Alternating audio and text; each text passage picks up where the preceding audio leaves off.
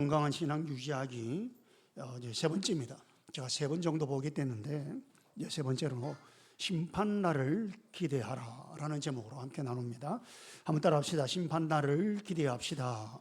심판날을 기대합시다. 한 번 더 합시다. 그날을 기대합시다. 그날을 기대합시다. 아멘. 성경에서 말하는 말씀은 예수님께서 부활 성천하신 다음부터 재림하시기까지 기간을 통틀어서 말한다. 이걸 제가 지금 매번 강조하고 있습니다. 이유는 우리는 성경을, 어떤 사람은 성경을 좀 부인하고 온전히 믿지 아니한 이런 사람들은 성경 2000년 전의 기록의 사건을 지금 시대에 그걸 가지고 뭐 어떠니 저떠니 뭐 믿니 마니 이건 안 맞다라고 주장을 하는 사람들이 있어요. 그래서 그런 주장을 하는 사람들에게 그게 아니다. 이게 2000년 전에 기록되어 있지만 지금도 이 말씀은 우리에게 통한다. 이걸 말하려고 이 말세의 개념을 예수님께서 부활하고 승천하신 다음부터 재림까지의 기간을 통틀어서 말하는 것이다. 그래서 베드로가 2000년 전에 말세에 하면서 언급하며 권면했던 것이 지금 우리에게도 역시 그 권면이 들려지는 말이다라는 것입니다. 베드로는 이 말세에 우리의 믿음을 흔들어 놓으려는 이단적인 사상에 관해서 경고를 하고 있습니다. 그래서 혼탁한 세상에서 믿음이 흔들리지 않고 건강한 신앙을 유지하기 위해서는 하나님의 말씀을 신뢰하고 붙들어야 한다. 첫 번째는 하나님의 말씀을 신뢰하고 붙들어야 한다. 두 번째는 신앙을 거룩한 삶, 사랑하는 삶으로 살아내야 한다. 그 다음 세 번째는 초자연적인 역사를 믿어야 한다. 이렇게 세 가지를 우리가 살펴보았죠. 그 다음에 이제 네 번째, 오늘은 재림과 심판날을 기대해야 한다라는 것입니다. 재림과 심판날을 기대해야 하는 것입니다. 자, 베드로는 3, 4절에서 이렇게 말하는데, 우리 3, 4절을 좀 자세한 것을 우리 또 지난주에도 살펴보았어요. 한 번 더 봅니다. 3, 4절 같이 시작. 여러분이 무엇보다 먼저 알아야 할 것은 이것입니다. 마지막 때에 조롱하는 자들이 나타나서 자기들의 욕망대로 살면서 여러분을 조롱하여 이렇게 말할 것입니다. 그리스도가 다시 오신다는 약속은 어디 갔느냐? 조상들이 잠든 이래로 만물은 창조 때부터 그러하였듯이 그냥 그대로다. 아멘. 자, 시대마다 문이나 색깔만 바꾸고 다를 뿐이지 항상 반복적으로 나타나는 이단 사상이 있는데, 뭐 이단 사상을 가진 사람들이 이런 이야기도 하고 저런 이야기도 하지만 거의 공통적으로 예수님의 재림을 부인하고 아니면 예수님의 재림에 대해서 다르게 말을 한다든지 비웃고 조롱하고 하는 것이 이 공통적인 이단 사상입니다. 이단 사상, 예수님의 재림에 대해서 정확하게 안 믿으려고 하는 그 말은 부인하는 것이죠. 예. 그런데 이런 사람들이 자기 욕망대로 사는 것과 예수님의 재림과 심판을 비웃는 것은 항상 같이 가는 것입니다. 오늘 본문에도 자기들의 욕망대로 살면서 그리스도가 다시 오신다는 약속이 어디 있느냐라고 조롱을 했댔죠. 그러니까 이제 예수님의 재림과 심판을 비웃기 때문에 자연히 또 자기 욕망대로 살겠죠. 근데 이 두 가지는 같이 가고 있다. 아무리 그들이 성경을 이야기하고 뭘 다른 걸 이야기해도 결국 자기 욕망대로 사는 것입니다.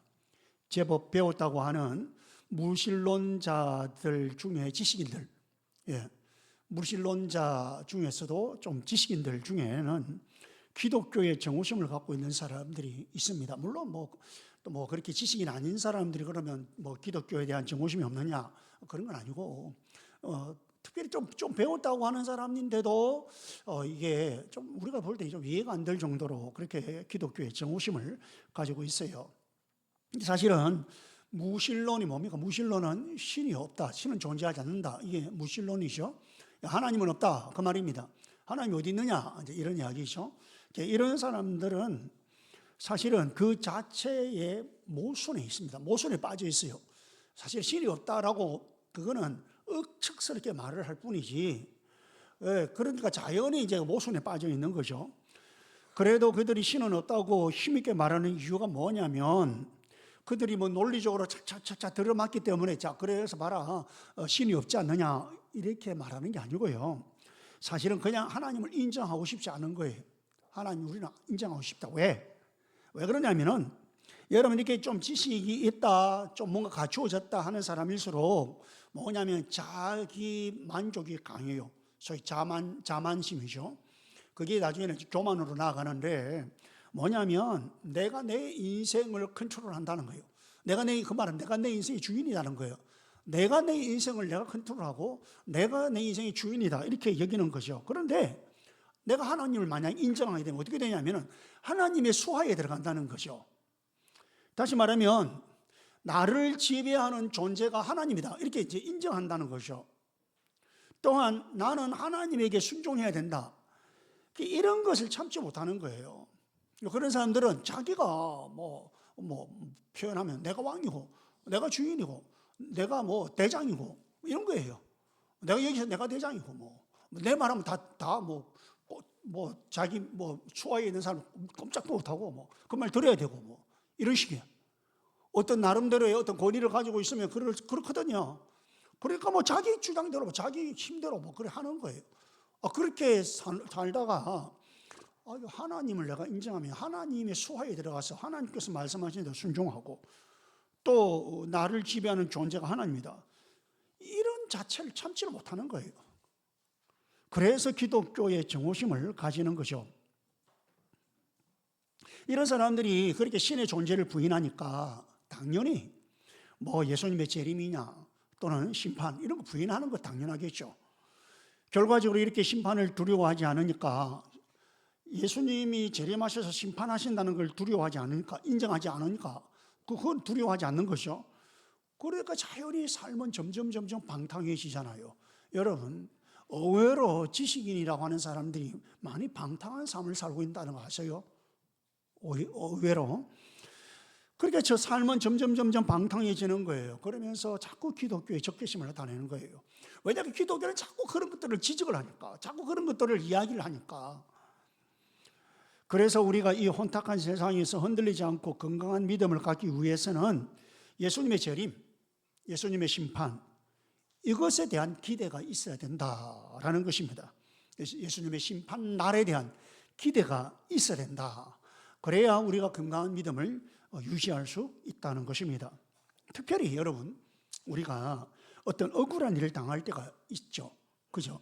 세상 살면서 여러분 사실 우리가 힘든 그런 여러 가지 일이 있는데 사실은 그 어떤 다른 것보다도 가장 힘들게 느껴질 때가 언제냐면 억울한 일을 당할 때입니다. 내 안에 억울함이라는 것이 생겨버리면 그때가 제일 힘듭니다. 뭐니 해도 그게 제일 힘듭니다. 돈 좀 없는 거 힘들어도 그래도 그거는 어떻게 또 넘어갈 수도 있어요. 그런데 억울한 일을 당하면요 정말로 이게 너무너무 힘들어요. 잠도 안 오고 소화불량 돼버리고 속에 탈이 나고 혈압도 올라가고 그런 거예요. 물론 억울한 일을 당하는 것, 당해서 그래 속상한 것은요 개인적으로 어떤 자기 이익에 손상이 가는 그런 억울한 일. 그래서 개인적으로 손해를 볼 때 어떤 식으로 손해를 보는 그런 부분이 있어서도 속이 상하죠.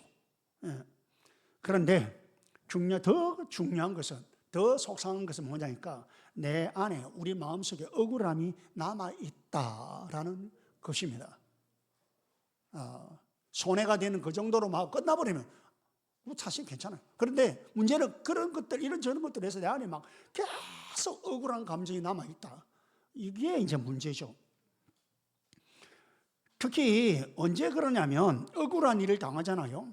억울한 일을 당해도 내가 어쩔 수 없이 그냥 넘어가야 될 때 아무런 그에 대해서 반박도 못하고 어떻게 할 수도 없고 그냥 내가 넘어가야 되는 그때 나에게 억울한 일을 끼친 그 사람이 있는데 나를 억울하게 만든 사람이 있는데 그 사람에 대해서 어떻게 할 수도 없고 그냥 넘어가야 되는 때 나에게 힘도 없고 내가 뭐 그렇다고 해서 조리께 말도 할 줄 아는 것도 아니고 뭐 아무런 대응할 수 있는 게 없고 그냥 진짜 이거는 뭐 어쩔 수 없이 이게 그냥 넘어가야 되는 그때, 여러분 이게 정말로 이 억울함 때문에 속상할 때입니다. 근데 우리 인간에게는 정의감이라는 게 있어요. 정의감. 왜냐하면 우리는 하나님의 형상으로 지음을 받았기 때문에 정의감이 있거든요. 이런 것이 있어서 이런 것에 대해서 우리가 그냥 참는다, 이게 너무 어려워요. 그게 무슨 말이냐면 이거 그냥 참고 말지. 아니요, 내 안에서는 이게 옳고 그러고 또 틀리고 맞고 이런 게 내 안에서 작동이 된단 말이에요. 이거 분명히 이거는 저 사람이 지금 저게 잘못된 것이고 아무리 봐도 나는 맞는데 그러면 이게 내 안에 그런 정의감이 작동이 되기 때문에 이게 참는다는 게 너무 어려워요. 그냥 참는다는 게. 자, 그런데 여러분, 그러면 어떻게 할 거냐 말이죠. 그걸 억울한 일을 당할 때에 그럼 안 참고 어떻게 할까요? 막 해야 될까요? 그럼 그런다고 또 해결될까요? 그나마 그래도 조금은 해소될 수 있습니다. 뭐 그래도 그렇게라도 할 수. 근데 문제 아까 이야기했잖아요. 그렇게도 할 수 없는 환경, 상황, 그리고 상대, 그래가지고 더 내가 손해보고 이렇게 되는 그럴 때, 여러분, 근데 우리가 이 억울함이 있음에도 불구하고 이것을 참을 수가 있고 더 나아가서 나에게 그렇게 억울하게 만든 그 사람을 용서도 할 수 있는 것은 공평하시고 공정하신 하나님의 심판이 있다라는 것을 믿을 때에 가능한 것입니다. 하나님의 심판, 공정하신 하나님의 심판, 그것에 대해서 분명히 하나님께서 심판하시는 그 하나님의 심판이 있다, 이걸 우리가 알면, 그리고 그걸 믿으면, 그러면 그래도 좀 참을 수도 있고 용서도 할 수 있고 그렇습니다. 왜냐? 일단 이 악하고 잘못하는 사람, 나에게 그 억울함을 끼친 그 사람, 이 사람이 그것에 상응하는 응징을 받아야 우리 안에 그 억울함이 풀린단 말이에요.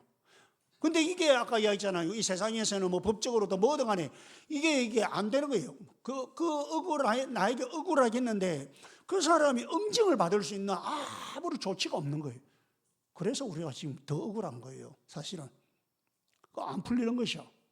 그런데 그것에 상응하는 그런 응징을 받는 것이 있다라고 우리가 생각하면, 그러면 우리 마음에 억울함이 좀 풀릴 거 아니에요. 그죠? 여러분 기억하세요. 언젠가는 주님께서 다시 오셔서요, 그 마지막 날, 그날 심판날에 악한 사람은 악한 대로 하나님께서 보응을 하십니다.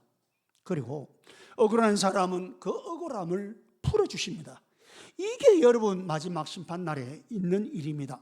그래서 그때 주님께서 나의 억울함도 풀어주실 것이라는 이런 기대와 소망이 나에게 있을 때에, 그걸 우리가 알고 그걸 기대하니까, 그걸 소망하니까 비로소 원수 갚는 것은, 나에게 억울함을 끼친 그 사람은 원수이잖아요, 사실은. 그래서 그 원수 갚는 것, 그것은 하나님께 맡기고, 내가 하는 게 아니고 하나님께 그냥 맡겨버리고, 나에게 심지어는 그를 향한 불쌍한 마음도 생기는 거예요. 아유, 참 그래, 그 인생도 참 불쌍하다, 이런 마음도 생기는 거예요. 그리고 용서도 되는 거예요. 그래, 나는 용서하자. 하나님께서 알아서 하시고, 그 사람을 응징하는 건 하나님이 하시고, 나는 용서하자. 이렇게 되는 거예요. 그렇지, 무조건 그냥 참고 넘기는 건 안 됩니다, 여러분. 무조건 뭐 참아라, 무조건 뭐 그냥 넘어가라, 안 돼요, 이게. 그래서 사도 바울도 로마서 12장 19절에서 이렇게 말합니다. 봅시다. 시작. 여러분은 스스로 원수를 갚지 말고 그 일은 하나님의 진노하심에 맡기십시오. 성경에도 기록하기를 원수 갚는 것은 내가 할 일이니 내가 갚겠다고 주님께서 말씀하신다 하였습니다. 자, 여기 보면은 성경에도 기록하기를, 신약 성경에, 이게 로마서죠. 로마 교회에 보낸 편지죠, 바울이. 그러면서 성경에도 기록하기, 그때 성경은 구약을 말합니다. 구약 성경. 구체적으로는 신명기에 있는 신명기 32장에 보면 딱 이 말이 나옵니다. 원수 갚는 것은 내가 할 일이니 내가 갚겠다, 이렇게 하나님께서 말씀하셨다, 이 말이에요. 그렇게 여러분은 스스로 원수를 갚지 말고 그 일은 하나님의 진노하심에 맡기십시오. 바울이 그렇게 권면하고 있어요. 여러분, 우리가 원수 갚지 않고 참아도 마음이 평화로울 수 있는 것은 의로우신 하나님께서 언젠가는 그 시시비비를 가려주셔서 악한 자는 보응하실 것이고 억울한 자는 억울함을 풀어주실 것이라는 이런 심판에 대한 기대가 있기 때문이라는 것이요. 심판에 대한 기대가 있습니다. 여러분, 우리 주변에 억울한 일을 당해가지고 시험에 들고 믿음이 진앙이 흔들려가지고 심지어는 교회도 안 나오고 그런 분들 있죠. 여러분, 그런 분들 있습니다. 제법 많은 분들 옛날에는 교회 나간다, 지금은 교회 안 나간다. 그 이유를 가만히 들어보면요, 뭐 이런저런 다른 이유도 있지만 많은 이유는 시험 받았다는 거예요. 그때 상처 받았다는 거예요. 뭐 어떤 이유로 뭐 그래가지고 교회를 안 나가고 그러고 있죠. 여러분, 뭐 이런 사람도 우리에게는 다 VIP입니다.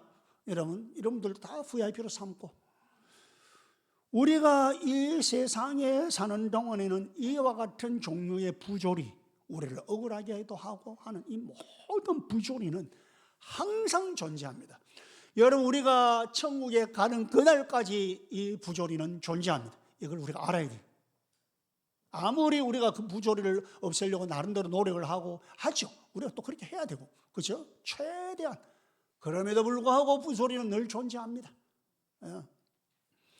그래서 이걸 어쩔 수가 없습니다, 우리로서는.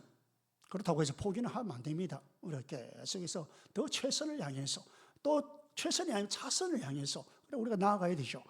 그러나 정말 이런 데서 흔들리지 않으려면 이 부조리를 바로 잡아주실 그분이 오실 것이고, 그날이 온다는 것을 기억해야 된다는 거예요. 그날이 오면 그분께서 다시 오시는, 재림하시는 날에는, 그 심판 날에는 이 모든 부조리를 바로 잡아 주실 것이다 라는 것을 우리가 기억해야 합니다. 그래서 우리가 용서까지도 할 수 있다라는 것입니다. 안 되는데, 이 진짜 힘든데, 그래서 우리가 용서도 할 수 있다. 우리 성도들, 그리스도인들은 언제라도 이 세상을 떠나면 천국에 가죠. 그죠? 이것은 예수님을 영접하여 믿으면서 이미 결판이 났습니다. 우리 여러분, 그리스도인이 앞으로 죽으면 천국 갈까 말까, 이거 아닙니다, 여러분. 여러분이 예수님을 영접하고 예수 믿으면 이미 결판 났어요. 우리는 천국 가는 거예요. 예수님을 안 믿는 사람들이 아직 저 사람들이 천국 갈지 안 갈지, 왜냐니까 아직 기회가 있잖아요. 예수님을 영접하고 믿을 기회가 있잖아요. 그래서 그들에게 이미 예수님을 믿으면 결판 난 거예요. 그래서 심판날이라는 것은 그때 우리가 천국 가나 지옥 가나 이걸 결정하는 날이 아니고요. 여기서 말하는 심판날은 우리 그리스도인들에게 있어서는 상급을 얼마나 받느냐라는 것을 결정하는 날입니다. 상급을 얼마나 받느냐, 이걸 결정하는 날입니다. 그러므로 우리가 이 땅에서는 주님께 죽도록 충성하는 거예요.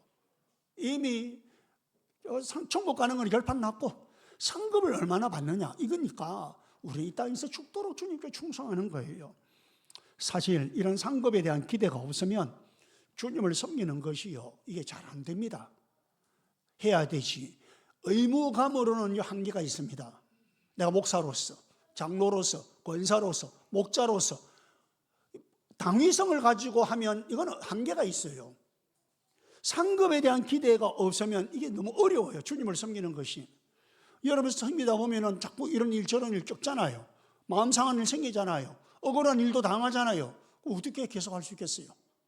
안 돼요. 그래서 그냥 말자, 이렇게 되는 거죠. 여러분, 지속적으로 주님 앞에 가는 날까지 할 수 있는 것은 상급에 대한 기대입니다. 하나님께서 언젠가는 내 고통을 알아주시고, 내 눈물도 알아주시고, 내 희생을 알아주시고, 내가 하나님 앞에 헌신하는 것, 이것 주님께서 알아주시고, 그래, 너 정말 잘했다, 저 목사, 너 정말 잘했다, 이렇게 칭찬해 주시고 인정해 주시는 상급이 있기 때문에 우리가 주를 위해서 헌신도 하고 희생도 하고, 물질도 들지만 그거 희생하고, 시간도 들지만 그거 희생하고, 그러면서 목숨까지 바치는 거예요. 그날에 주어질 그 상급 바라보고, 안 그러면 여러분 우리 못합니다. 여러분 이런 것이 없다면, 다시 말해서 이 세상 살고 나면 끝이라고 하든지, 뭐 그 다음 제가 어디 있노? 뭐 이렇게 한다든지, 아니면 이렇게 우리를 알아줄 수 있는 분이 안 계신다고 한다든지, 아무 실컷 해봐야 알아줄 사람 없다, 알아주실 분이 없다, 뭐 이런, 뭐 장차 그날에 주님께서 알아주실 것인데 뭐 그렇게 생각을 하지 않는다든지, 이런 심판날이 없다고 한다면 우리가 주님을 위해서 충성할 수 있는 그 힘, 에너지가 어디서 나온단 말입니까? 그 에너지가 나올 수가 없어요.